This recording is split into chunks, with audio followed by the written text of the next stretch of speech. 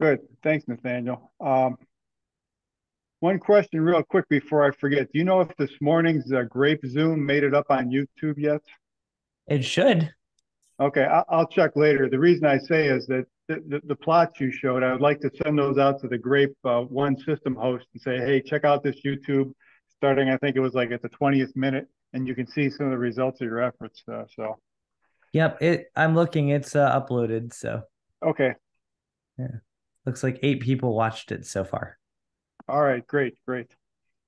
Okay, thank you. So, all right, today, I mean, hey, we've only got less than 2 days to go before the big event we've been working towards for the last year, in addition to the one in April, of course. So I'd like to give you guys some updates on our Solar Eclipse QSO party, the log uploading software. Been diligently testing it this afternoon. Ran through about 16 different scenarios with logs of combinations of different types. And Bruce Horn, WA7BNM, did an outstanding job of coding it because I couldn't find any bugs. So he uh, he did pretty well. I'll demonstrate that in a little bit. A couple of changes to the not changes to the rules, but just some additions to the rules to clarify how to upload the logs and whatnot are there in place. Take a quick peek at that, and I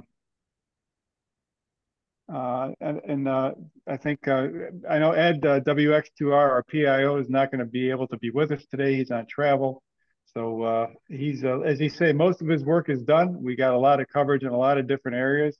I know Nathaniel, you had a new one to report. You're hoping to be on Science Friday tomorrow, isn't that right? That's right. Hopefully, they interviewed me earlier this week, and I made it into our. So yeah, if you listen to Science Friday tomorrow, see if you can hear us. What time is that on? I'm not sure. It probably Three Their something. website says 2 to 4 p.m. Yeah.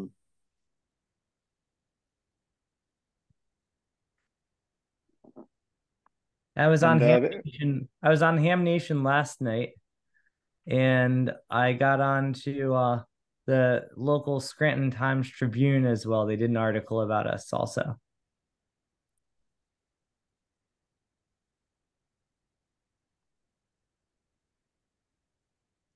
awesome, awesome.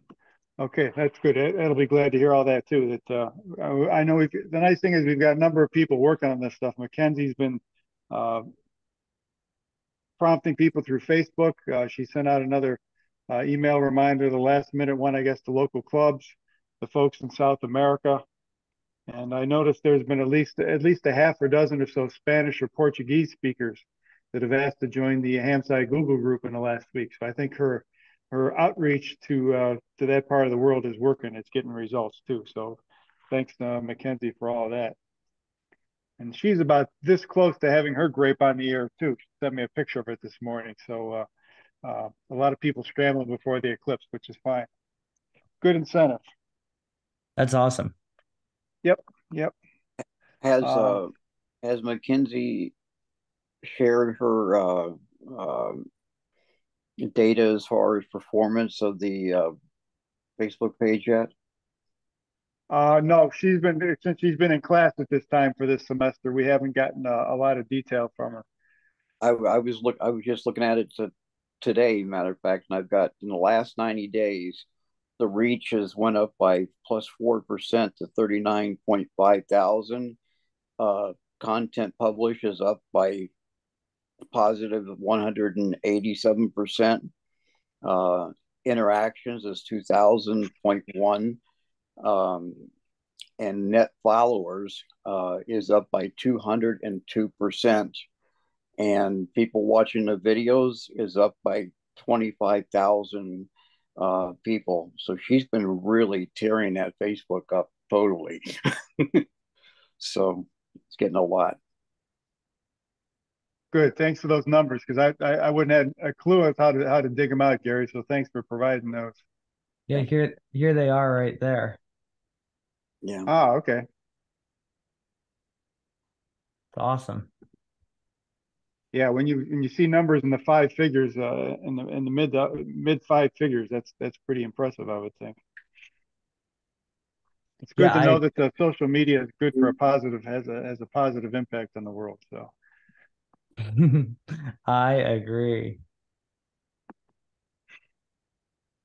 Oh, Uh, also today I spoke with Kentucky Contest Group, and they are set up to do 51 hams are going to participate Saturday from here in Kentucky, and all they do is contest. So they're looking forward to participating and uploading logs before and after, and some of them are in the path of totality, and some are outside of it, and but they're going to participate. Very good. I'm looking at my other computer trying to get ready to demonstrate the log uploading software. I wonder if we could uh, stop over to Steve Serwin real quick to give us an update on the TDOA thing, because he settled on a band and a frequency, I think, for Saturday. I need to update the web page. Is there any more news than that, Steve? I think you had a pretty successful test run last Saturday as well. Yeah, you want to see just a quick little bit of data? Sure. The we got what we expected between here and Abilene. That was good. We didn't have as many participants this time as we did the week before, but we did try something new this time. My neighbor, Sam 85YO, is only literally maybe 5 clicks away from here. So we ran the experiment just to see what we would get. And we, in fact, got multipath, but the paths are the surface wave, the ground wave, and Nevis straight up, straight down, which was pretty cool. So can I share my screen here? Oh, of course. Okie dokie. So this is the waveform that I'm sending.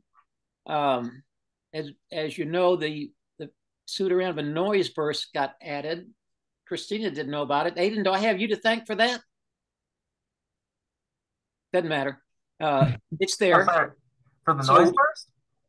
Yeah, did you add a noise burst to the waveform? It's always been there, I think. No, because I downloaded mine just a month ago and it wasn't there. Well, anyway, it's there now, or maybe I just didn't get it, but I downloaded it again and it was there. So look, we're using it. So here's the noise burst. Here's the Morse code identifier stuff. Here's the 5 little 1 cycle pulses. And then the chirps of the different lengths come in here. And then I added an extra noise burst at the end. And then a 1 kilohertz tone, which is useful to really find out how close in frequency the 2 sideband radios were, and some other diagnostics. So let me put up a different screen here and now, this one. So here's the waveform here. You can see this one right here, okay? Can you? Yep. Yes. Okay. So this is what Sam received. Here's the noise burst. Here's the Morse code stuff. We had a really interesting little fade right during the grid square. Here's the 1 cycle burst, and here's the chirps of the different lengths. You can see the multipath in there. And then here's a noise burst on the end again. So taking them in order, here is a snapshot of the 1 cycle burst. Remember, we transmit 1 and only 1 cycle, but we receive 2. So the first one here is probably ground wave. And then here's the second one that came from above, the Nevis wave.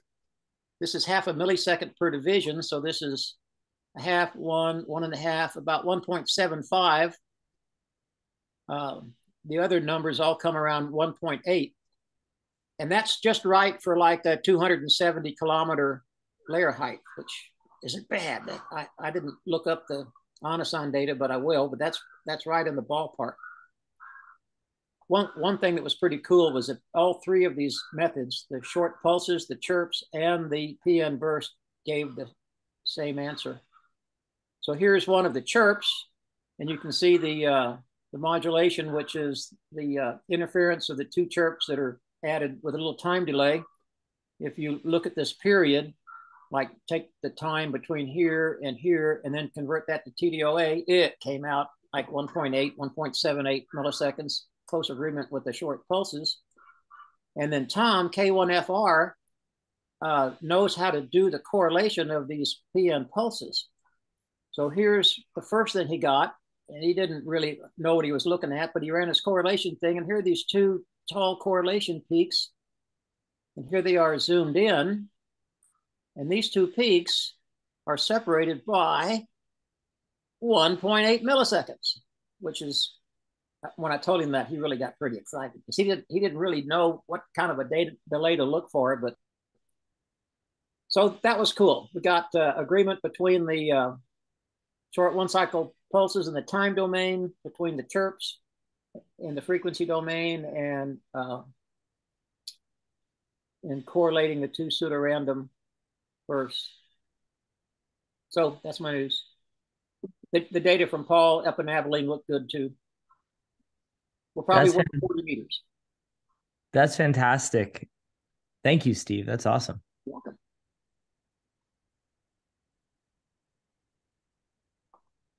Yeah, it's nice to see that anytime you've got an experiment like this that's thought out and planned out, you've done a couple of test runs, you're looking at gotten good results so far, and that obviously bodes well for Saturday. So fantastic. All right. Okay, hey, Darsha's here too.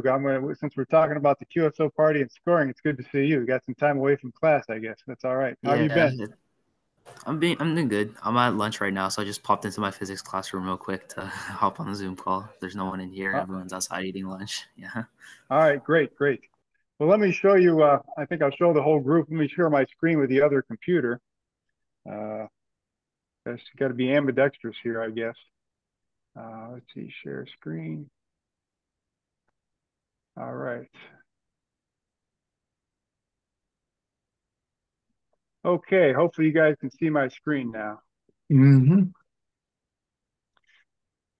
Fold some of this down so I can see what I'm doing.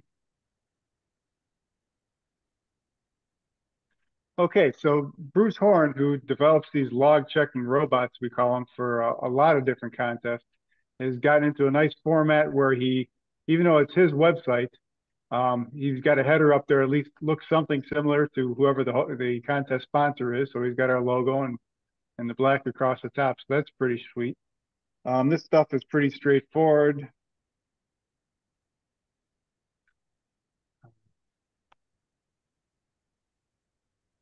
And of course, if you skip any of these things, the form will bark at you and that sort of thing. But this is what's pretty sharp. I want to show you. So if I've got a number of test files on my computer that I've been working with today. What's unique about this is he's got the ability to enter a Cabrillo formatted log at the top, and also an ADIF formatted log, which would typically come from FT8.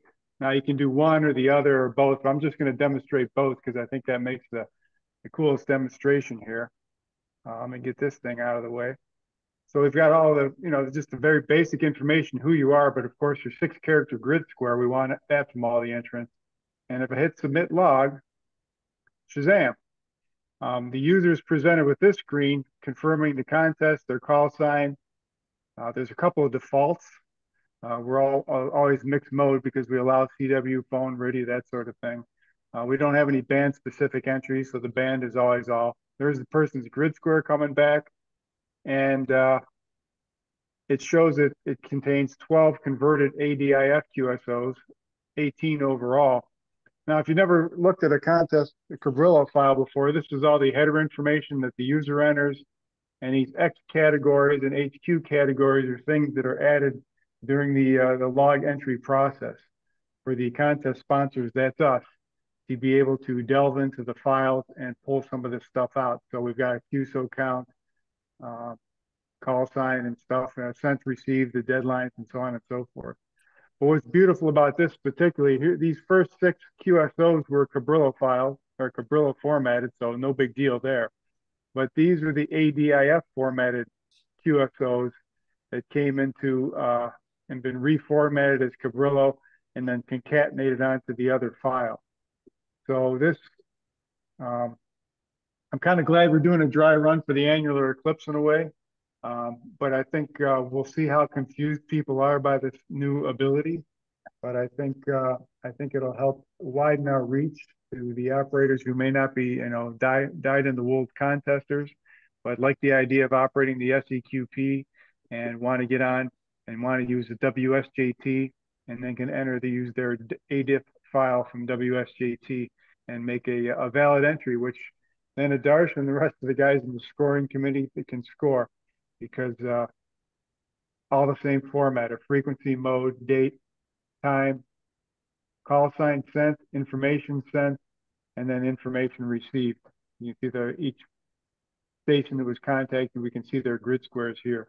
And of course, the grid squares were sent. Now, these don't line up exactly because I'm fiddling with these test files. But anyhow, I think that's pretty darn impressive. Bruce did a nice job. This may be the first time he's done an ADIF loader like this, so he put a lot of work into this, and I'm sure he'll be able to use it for other contest sponsors as well. The other thing that happens, let's see if my email is open. Yep. Everybody gets an email that tells them what they've entered, what their call were, the number of QSOs with the confirmation and the dates and the deadlines and so on and so forth. And of course, if they've got questions, there is the contest manager. They can get a hold of us. We obviously don't want to bother Bruce or any one individual, but their questions will go back to hamsci.org. So I think that's pretty sharp. Any questions on that?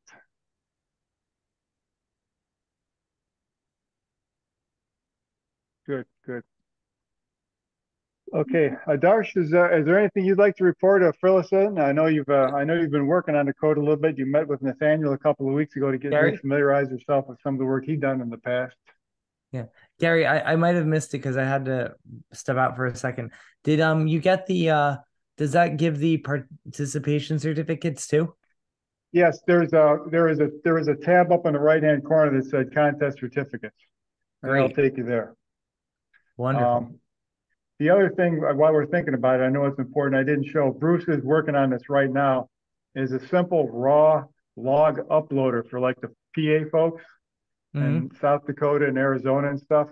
Theirs will be a little simpler because you can't go through and do all the field checking since their exchange is different.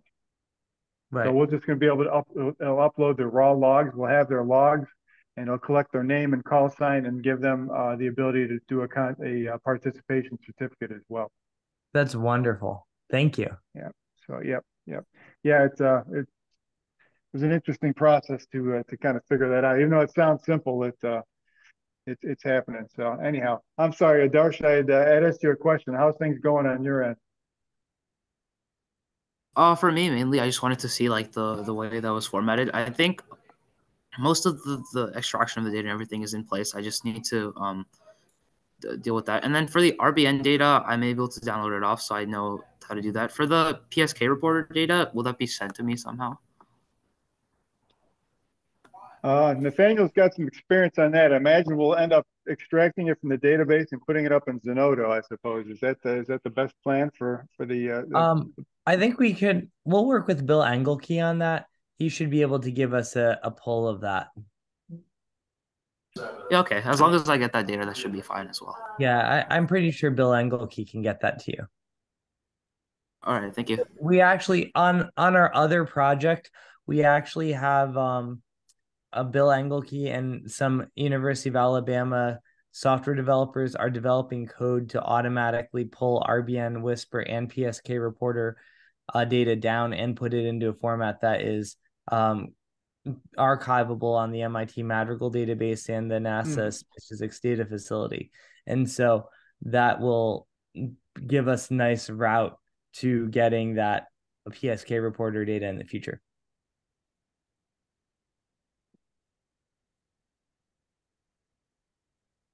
That sounds good. All right, great, good. Any other questions on the logging process and whatnot for the upcoming QSO party and Gladstone events this weekend? I don't want to step through in too much detail, put everybody to sleep, but just know that it's working. It's been tested, and like I said, we're working on the non-SEQP logs. We're working. I just went to the HamSci website, and the link to upload logs. It isn't obvious. I couldn't just pick it right out. where the upload is. Let's take a look there. I'm at the Festival of Eclipse homepage, and even when I go to the contest info page, it doesn't just jump right out at you. Okay, so where we've got is in the QSO party rules.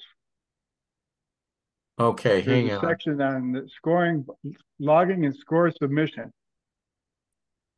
The link to the log upper page will appear here, right in the first line of the log submission. Okay. Yeah, there it is. Yeah, now I see it.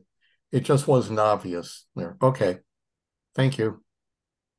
No problem. Like I say, when Bruce has got that all finished and closer to the very start of the contest, we'll put that in there.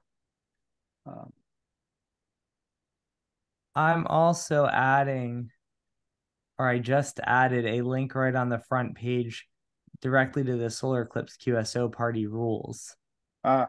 Because I still find them very hard to find. You have to click down like 3 layers. Yeah, that was the problem. Maybe even this with the FOEIS information page, maybe we can put a link right underneath it that says Solar Eclipse QSO party rules. Yeah. I can do that right now. Okay. Yeah. Because it was really hard. Yeah. Yeah, I just went to the homepage, Nathaniel, and it works, and that's much, much better.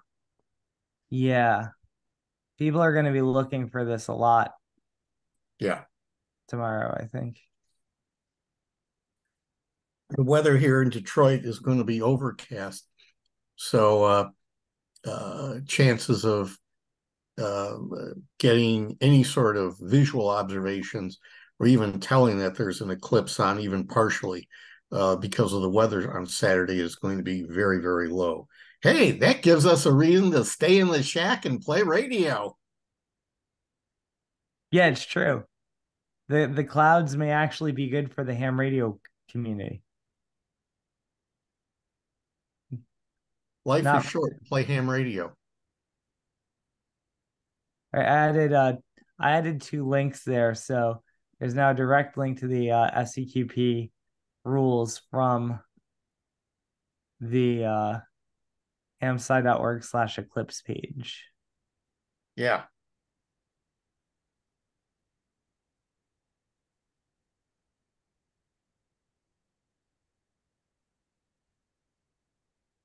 Oh, we're going to Case Western for the Ham-Sci workshop. We are, yes.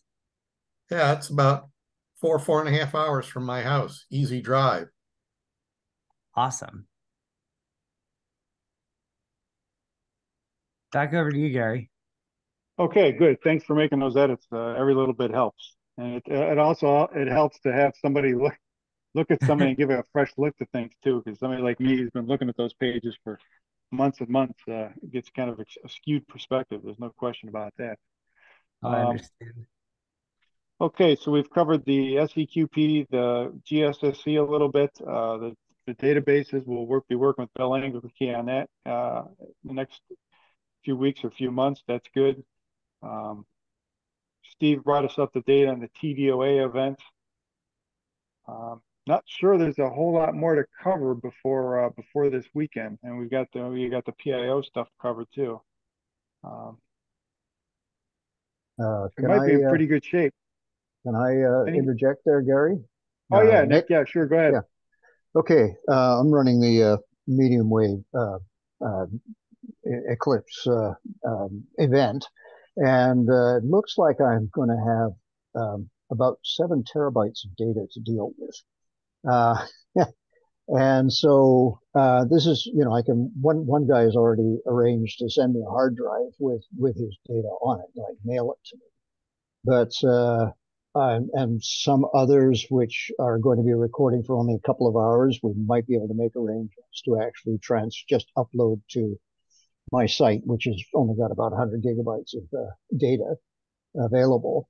But others, I'm having to propose that, like I'm probably going to just order some either large memory sticks or even hard drives and send them out to people to be mailed back. But before I do something like that, I just want to run it past Hamside because, like I might be treading on some toes there, sort of just making it up as I go along. So can I throw it back into the Hamside court? Yeah, no, that sounds fine with me. Okay. Yeah.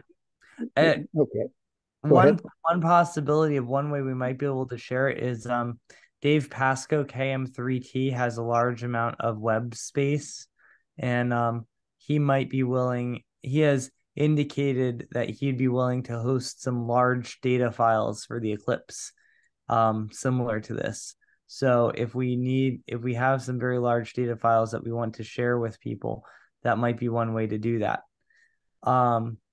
Yeah, and then I don't Gareth, I don't know that we still don't have a really good clear way of moving forward on the medium wave data. We could certainly buy some hard drives ourselves and we could get copies of it, but I don't think we have a really clear plan for how we're going to analyze it or what we're going to do with it. I agree. I guess I haven't thought too much about it actually. So, yeah, I guess, from my standpoint, I'm just thinking, like I would like to have it available myself because if, like some of the participants are already going to be using Carrier Sleuth and they're going to be like looking at the data to, to find carriers turning up and so forth. And I would probably do that with the rest because then we'll have a visual indication of what happened on each channel, which would be a guidepost to anybody who wanted to look at the data. Like I'm not sure what sort of scientific, part of it. We're going to have to see what it looks like. But it's more a matter of getting the data transferred. Not everybody has fiber and like a wide open plan. So like for me to sort of gaily say, oh, just upload your like sort of terabyte to this site is like possibly not going to work. Whereas like actual hardware transfer will work. Like the post office still functions. It's just, as I say, the only way I can suggest that, other than, I can say one guy has offered outright to send me a hard drive. He just wants it back after I copied the data off it. But like otherwise, I just, like I figure, okay, I can reach into my pocket and I can sort of say, like here you go, sort of just, here's a drive arriving, put the stuff on it, here's an address to send it to. And that way, like I will have the data here, and then at some point in the future, we can determine how that's going to be transferred. I have a pretty big pipe here myself, but like obviously at some point, we'll be hosting the data, but the first thing is to get it all in one place. And like the suggestion of somebody who has a site already is, which has a lot of storage space is fine, except that it has to get into the storage space. And it's not everybody is going to be in a position to transfer data, large amounts of data into a storage space. So I say that's sort of my best plan at present, and just really throwing it out and say, okay, are there any other suggestions? And it sounds like I'm not treading on any toes by doing that.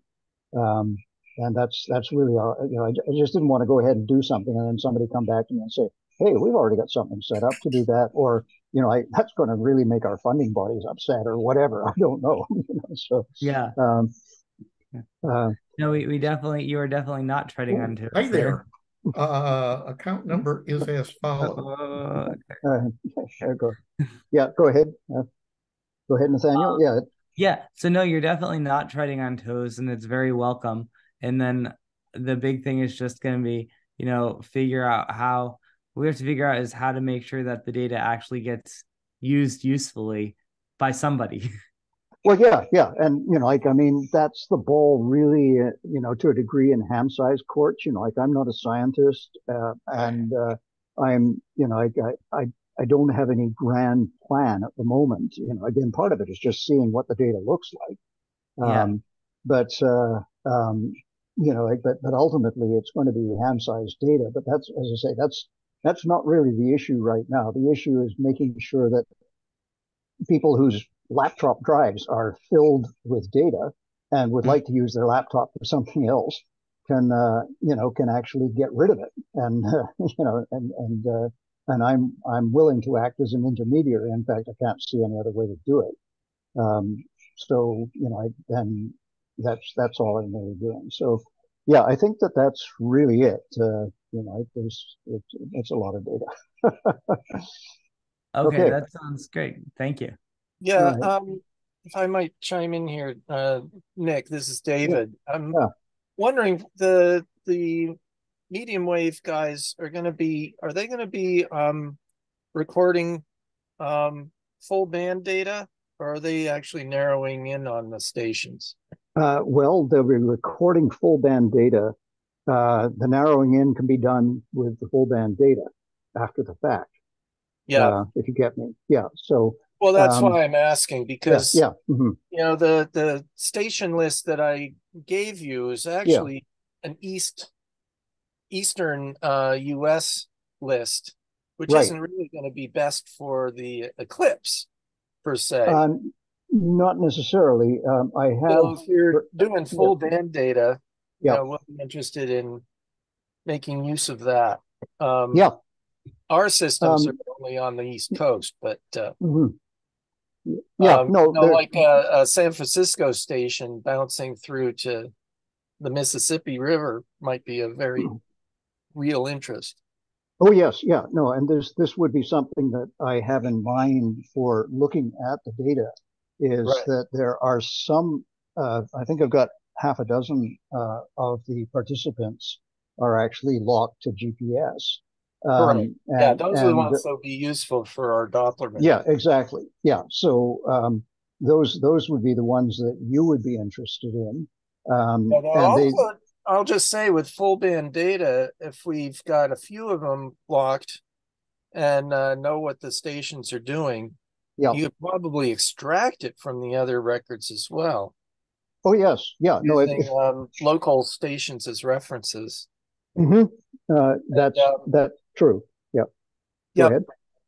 I had another thought. Oh, we do have a list that we've made up of all the clear channel stations, I guess above 1 megahertz, but I don't know that that's necessary at this point. Perhaps not. I guess I wouldn't mind seeing it. I could extract that myself. Yeah, well, actually, we get it off of the FCC website. They have very that's right. Yeah, because they list, and they tell you it. Whether it's clear channel, which is not really as clear as it used to be, unfortunately, but they classify them clear channel, regional, and local. The locals are totally useless, of course, because they're 50 miles of each other. But even regionals may be of use, but the clear channels is what we've been focusing on. But great. That sounds excellent. Yeah, the other concern is whether or not individual stations are stable. I did put out a call to the medium wave offsets people to sort of maybe update the information this weekend. It's the sort of thing they do is they log various stations and actually do a zero in on the exact frequency of them and then upload them to that medium wave offset. We found that a lot of them very much warble. Yes, yeah, and that's exactly. We have one station receiving ground wave, and we use that as reference, and we can subtract it out of the skywave records. We have software that does that. Okay, this goes into a bit of the science later. I Right. would certainly be interested in finding, learning your technique myself personally, and I know at Right. least a couple of the people involved in this right now are Yeah, we interested in have a that new too. student who's learning the ropes from our Okay, previous one who developed that.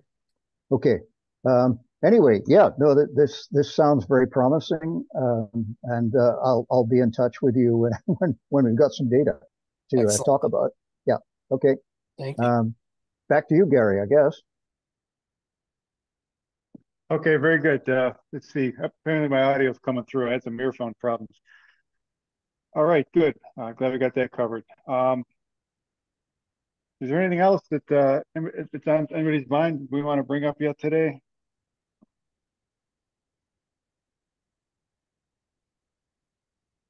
Okay, if we've covered everything, I guess I'd like to wish everyone a great annular eclipse. I hope if you're in the path, you've got your eclipse glasses ready. And if you're outside the path, you can still go outdoors and see it, right? And but the rest of us, hopefully, a lot of us are going to be on the air from 1200 to 2200 on Saturday. Yeah, the Concord grapes and the California grapes. Yep, yep. And maybe a few raisins in there.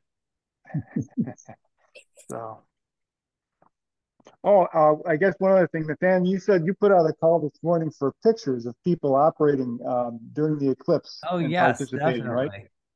Yes, the NASA program people have asked for photos of our experiments.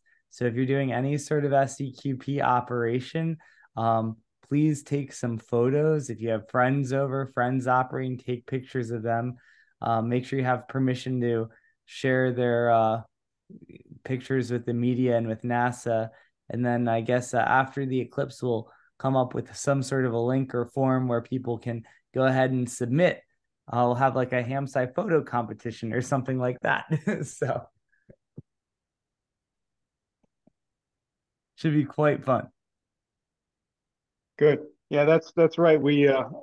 I mean, we can obviously see the value. I think we'll see in the number of logs received and the number of QSOs and stuff that are made over the weekend. The value of the publicity to our partners like NASA and the ARRL and so on and so forth. So there's just been a lot of people supporting us. There's been obviously a core group of people like are on here today, but there's been a quite a bit much bigger group that we don't see there behind the scenes that have done an awful lot for us too. Mm-hmm. So. Okay, anything else for the group? Nothing else? Okay, we'll call it for today then. Thank you everyone for participating. Good luck. We'll see you hopefully on the air or one way or another over on Saturday. 7-3, good luck in the contest. Thank you. 7-3, everybody. Good luck, all. 7-3, everyone. 7-3. Good luck. See y'all.